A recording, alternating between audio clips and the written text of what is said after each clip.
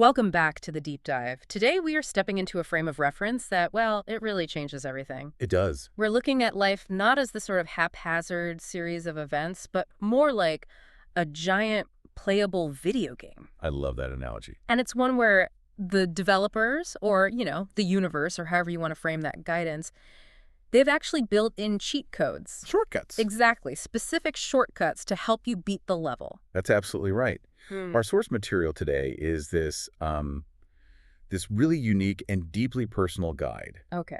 And it meticulously details how to recognize and interpret guidance from what the author calls God or the universe. Right. The whole point, according to the source, is to make sure you achieve your goals in, and this is a quote, the easiest and fastest way possible. So it's about minimizing friction. And maximizing velocity. It's about getting out of your own way. And that's our mission for this deep dive. We're going to unpack these key mechanisms, basically, how to find the map to that fastest route. We're covering everything from these quiet internal signals, like what your sleeping mind is telling you, to really clear external phenomena. Things you can't ignore. Right, like intense synchronicities and those sudden, almost unbelievable life changes that just happen too fast to be a coincidence. Exactly. The core premise this guide operates on is that if you intentionally start looking for these signs, you essentially stop swimming upstream. Makes sense. So we'll start with the inner channels, because the source suggests that the easiest and most reliable communication happens when your conscious critical mind is completely sidelined. Okay, let's unpack this inner work. The first way, maybe the most passive way that your guides try to communicate is through your dreams. Precisely because, you're not conscious. You're asleep, you're receptive, and that gate of resistance is just wide open. And this guide isn't just talking about, having some big prophetic dream. It's more about becoming fluent in the language. Just symbolic language. The symbolic language of your subconscious. You have to pay attention to common, even strange elements that pop up and actually look them up. Right. Like the guide suggests if you dream you're naked in public, it's not about exhibitionism. No.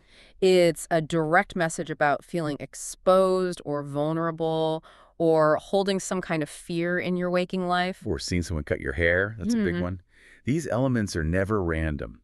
They signify shifts in power or loss or some kind of transformation. Yeah, the author gives a really beautiful personal anecdote here to highlight just how precise this guidance can be. This is a great one. She talks about getting this massive life confirmation while she was dreaming. And this is where it gets really interesting and specific. She had a dream that she was at a yoga teacher training. Okay.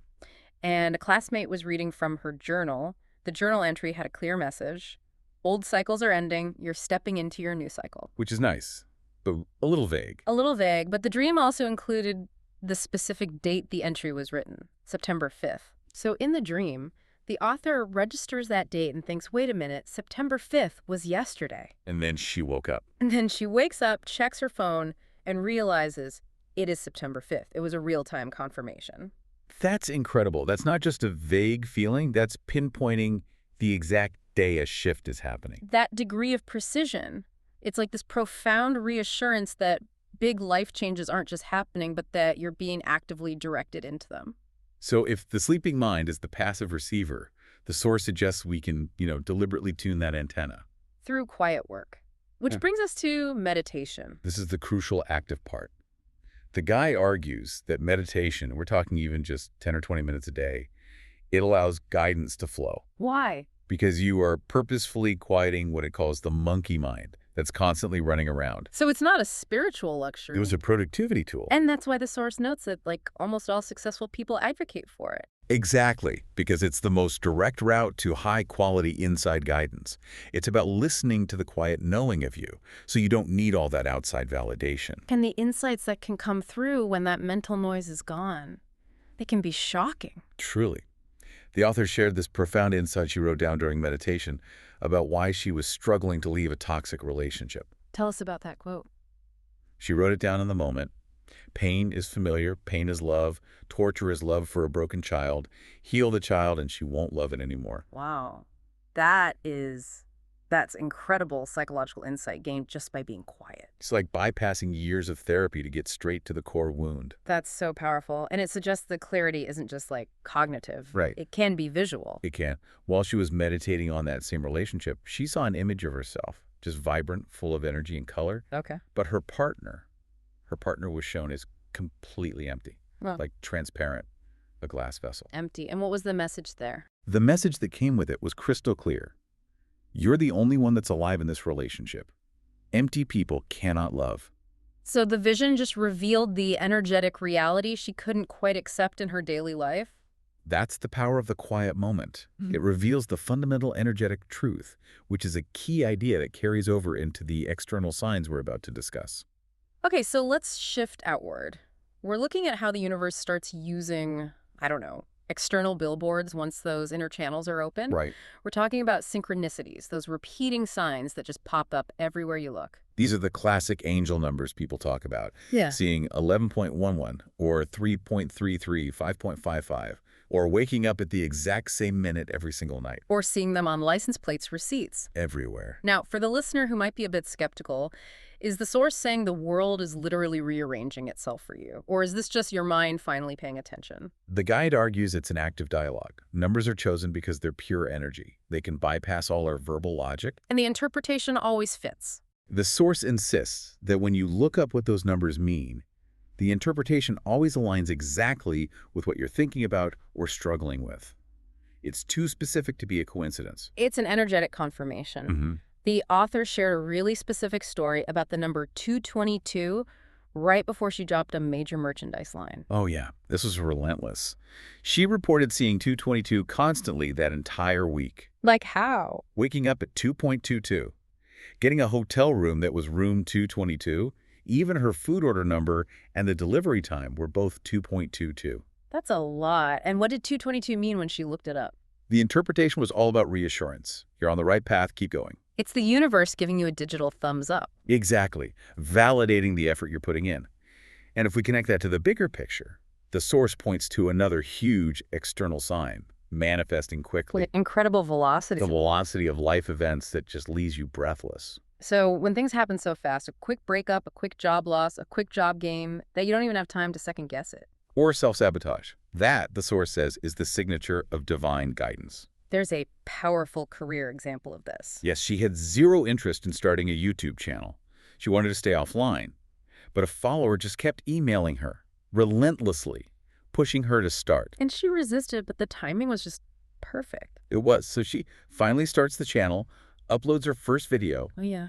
and then she turned off the comments Why? because she was convinced no one would watch it and she wanted to avoid the negative feedback. But that's not what happened. Not at all. The material clearly states it went viral in 2 weeks. She was signed with YouTube in 2 weeks. Wow. It moved with such high speed and so little friction that it was just undeniable. Yeah. And that reinforces the guide's core message. When something is truly meant for you, it arrives with maximum velocity. And it cannot be stopped. It cannot be stopped. That idea of unstoppable velocity, Right. it leads us perfectly into the realm of energetic and spiritual connections. Specifically guidance from deceased loved ones, from guardian angels. Right. The core principle here is really lovely. The source suggests that people close to us who pass away can choose to stay on Earth to help the people they love As guardian angels. until their specific supportive mission is complete. And the author experienced this. An almost unbelievable double confirmation of this idea. This is a wild story. Initially, her mom's psychic friend told her that her grandfather was her guardian angel and was here specifically to help her. And she just dismissed it. She did. She admits she thought the woman was just trying to be kind. But then, 2 years later, 2 years later, she's going through a really hard time financially, and she meets a friend of a friend, a woman who could genuinely see spirits after a near-death experience. a totally separate person. Completely unrelated. And when the author asks this second person who her guardian angel is, It's her grandfather. it's her grandfather, and the woman uses the exact same words the psychic had used 2 years before. He wants me to tell you he loves you, and if you need help, just ask him directly. So how do you ask? What's the method? It's simple, but powerful. You think of a positive, loving moment you shared with that person, you say their name, and then you just ask for the help you need. And the guide provides proof that this actually works. It does. Yeah. The author shared this technique with a friend who was struggling to get her inheritance from a difficult stepmother. So the friend tried it. The friend asked her father for help using this exact method. 1 week later, the stepmother calls her, completely shaken. No way. Yes, she claimed the father had appeared in her dream, demanding she give the money to his daughter immediately. And did she? She did. The money was paid out. It's just a powerful example of spiritual leverage causing a real-world shortcut. What's fascinating is how these external guides then connect back to our own internal patterns. Will work for meditation, yeah. The source explains that if you're constantly attracting the same type of friends or, same type of romantic partners, that's a huge sign. A recurring sign that you need to change something about yourself. It's a karmic loop. Absolutely.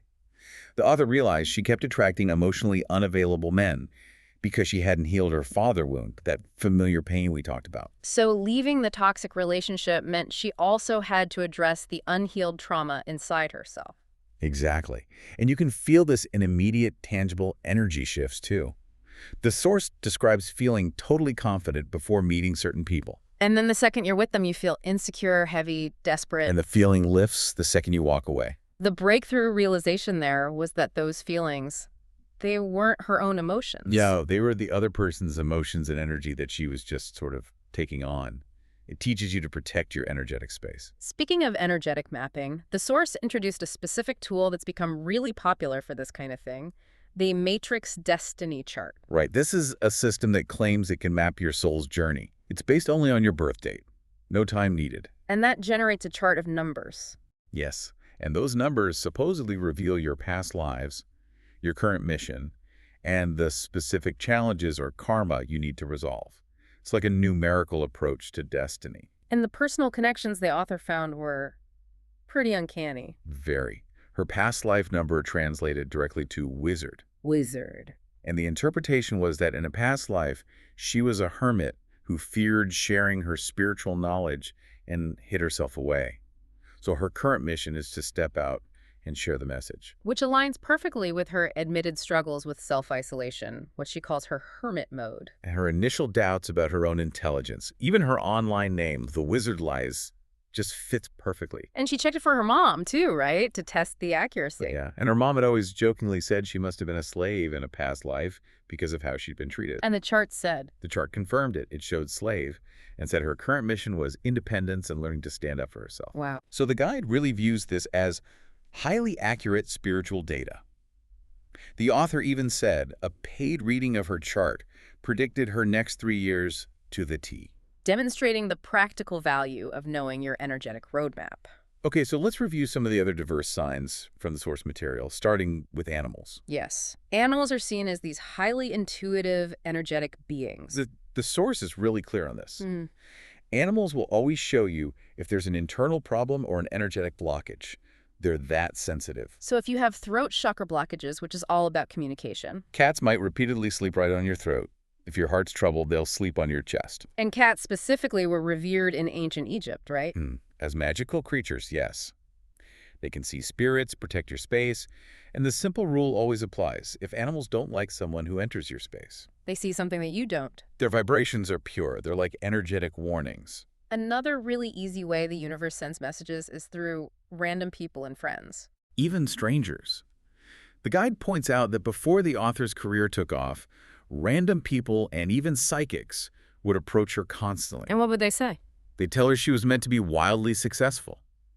She was too depressed at the time to really listen, but everything they predicted came true. So the source suggests that when people offer that kind of unsolicited guidance, you should probably listen.